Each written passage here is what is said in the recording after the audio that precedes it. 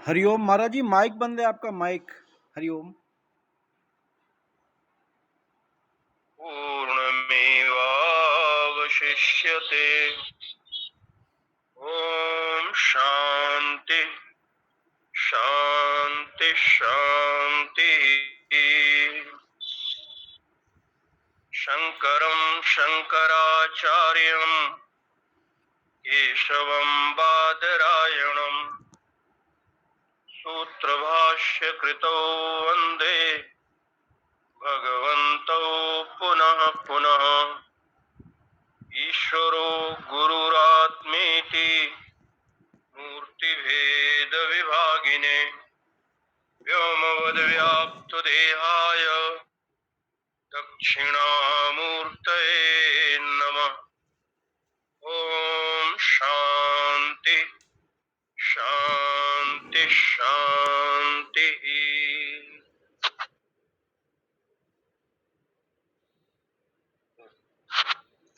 भगवान वेदव्यास जी के द्वारा प्रणीत ब्रह्म सूत्र के ऊपर,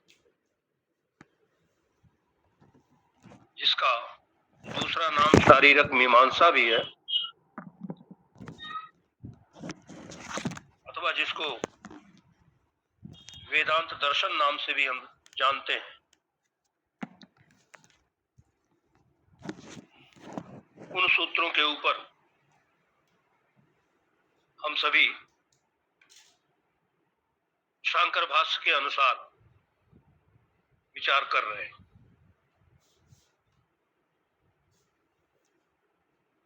आत्मा में कर्तृत्व, भोक्तृत्व आदि अनेक अनर्थों का कारण अध्यास है। जिस अध्यास को लेकर के ये सारे अनर्थ उत्पन्न होते हैं,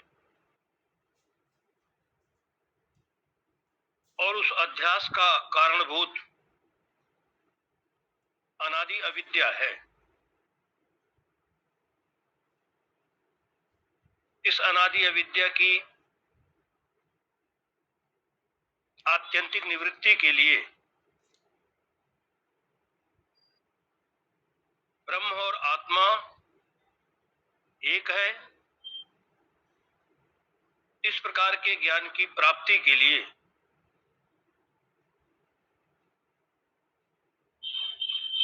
इस प्रकार के ज्ञान की सिद्धि के लिए आचार्यों ने संपूर्ण वेदांतों का आरंभ माना है। तात्पर्य है कि संपूर्ण वेदांत का जो प्रतिपाद्य विषय है वो जीव और ब्रह्म की एकता है। सारा वेदांत इसी बात को बतलाता है। और संपूर्ण अनर्थों की, अविद्याकृत संपूर्ण अनर्थों की निवृत्ति और परमानंद की प्राप्ति रूप मोक्ष, ये इसका प्रयोजन है। संपूर्ण वेदांत शास्त्र का प्रयोजन है। जो संपूर्ण अनर्थों की जो कारणभूता अविद्या है, उसकी अत्यंत निवृत्ति का तात्पर्य यहां मिथ्या रूप से प्रतीति,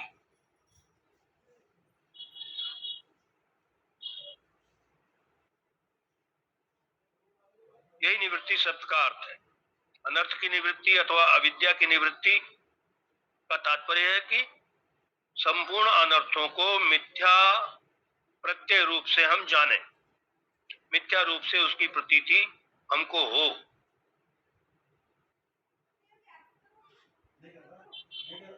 तो इस प्रकार से वेदांत विचार का जो विषय और प्रयोजन है, वही विषय और प्रयोजन इस शारीरक मीमांसा शास्त्र का भी है। और जैसा हमने पहले बतलाया था, शारीरक मीमांसा इसको इसीलिए कहते हैं कि उत्सीर्यते इति शरीरम, जो नाश को प्राप्त होता है उस इस स्थूल शरीर को ही, स्थूल देह को ही शरीर कहते हैं। और शरीरकम क्या हुआ तो कहते हैं कुत्सितम शरीरम शरीरकम। ये जो कुत्सित घृत होने से यह शरीर है, तत्र भव शारीरकम, तो यह शरीर ही शरीरक है।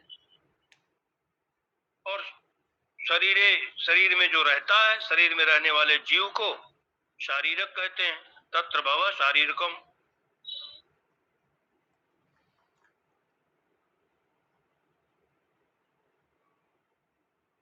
तो जीव का ब्रह्म रूप से विचार जो है वही है शारीरक मीमांसा।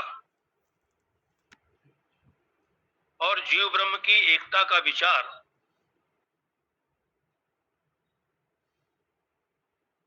प्रशंसनीय होने से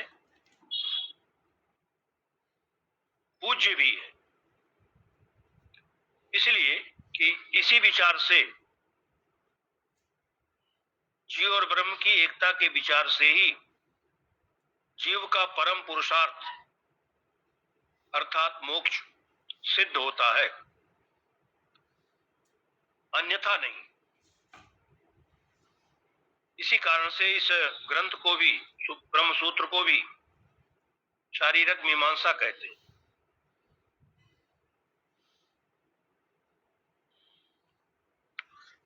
अब इस शारीरक मीमांसा में, ब्रह्म सूत्र में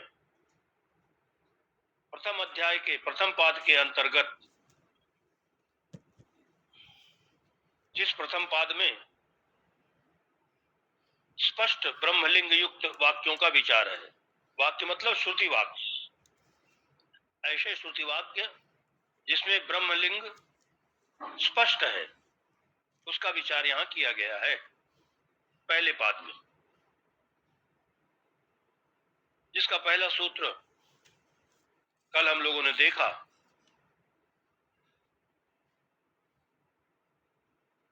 अथा तो ब्रह्म जिज्ञासा,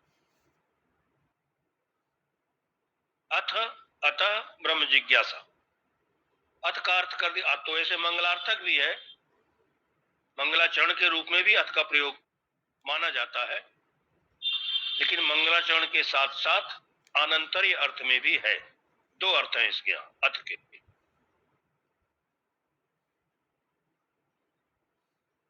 तो अथ का मंगलार्थक क्यों है, इसके लिए प्रमाण मिलता है। ओंकारश्चाथ शब्दश्च त्ववेतौ ब्रह्मणः पुरा कंठम भित्वा विनिर्यातौ तस्मान् मांगलिका बुभौ।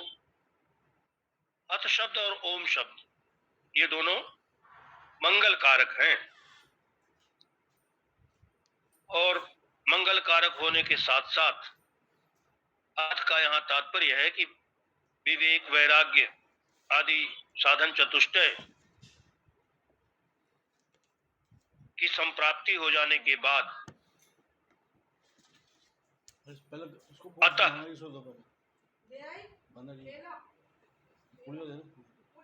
से तात्पर्य है कि कर्म का फल अनित्य है और ज्ञान का फल मोक्ष नित्य है। इसलिए अतः माने इसलिए, चूंकि कर्म का फल अनित्य है और ज्ञान का फल जो मोक्ष है वो नित्य है, इसीलिए ब्रह्म जिज्ञासा कर्तव्य। जो मुमुक्षु हैं उनको ब्रह्म जिज्ञासा करनी चाहिए। ये इस सूत्र का सामान्य जो सूत्र से अर्थ निकलता है, इतना ही है।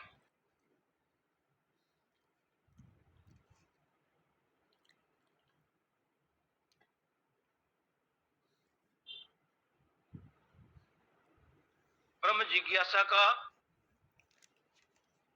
आरंभ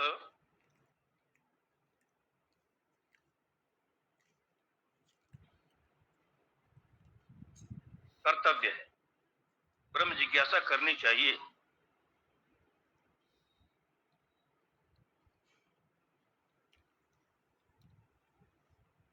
तो अथ शब्द के अनंतर्य अर्थक होने पर भी, अनंतर अर्थ होने पर भी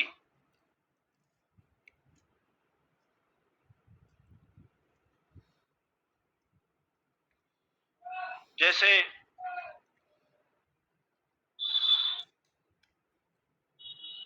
धर्म जिज्ञासा है,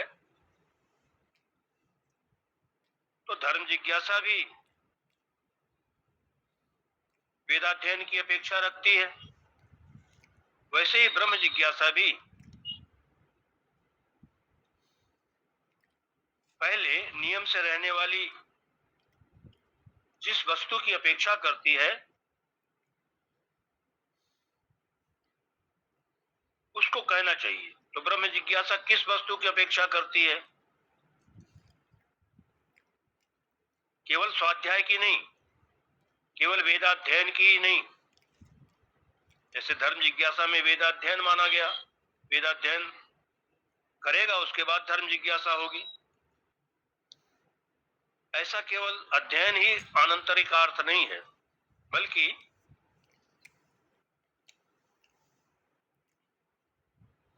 स्वाध्याय अथवा अध्ययन का आनंतर्य, ये तो धर्म जिज्ञासा ब्रह्म जिज्ञासा दोनों में समान है, एक जैसा ही है। तो यहां अथ शब्द का जैसा भाष्यकार ने अर्थ किया कि साधन चतुष्टय संपन्न होने के बाद, संपूर्ण वेद के अध्ययन के बाद और साधन चतुष्टय संपन्न होने के बाद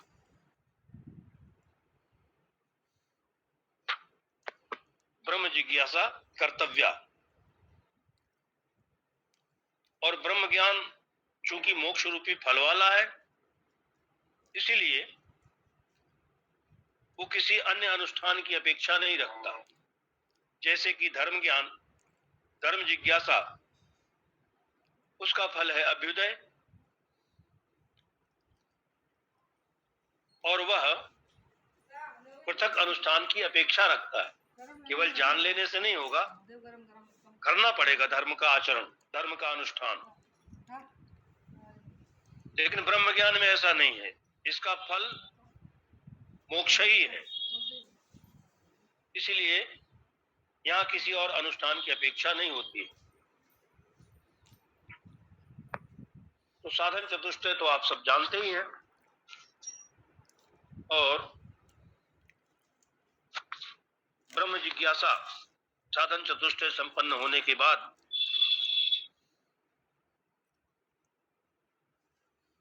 करते हैं तो उससे निश्चित ही ब्रह्म ज्ञान होगा।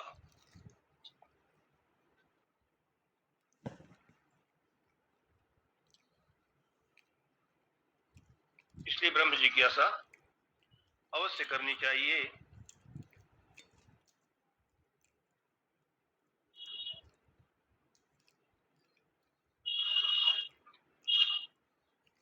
तो पहले प्रथम सूत्र के ऊपर तो हम लोगों ने प्रथम और द्वितीय सूत्र पर कल विचार किया था।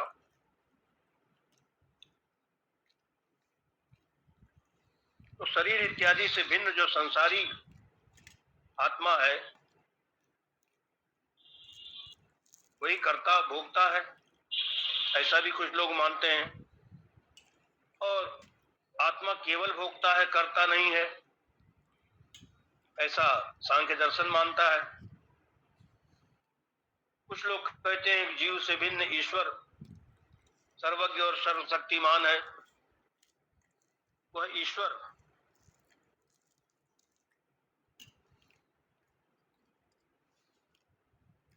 भोक्ता जो जीव है उसकी आत्मा है, स्वरूप है।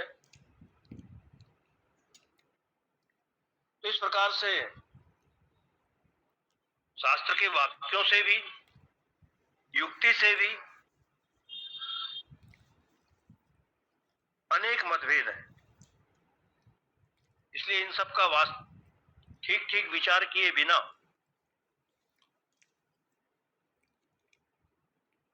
जिस किसी मत को मान लेना ठीक नहीं।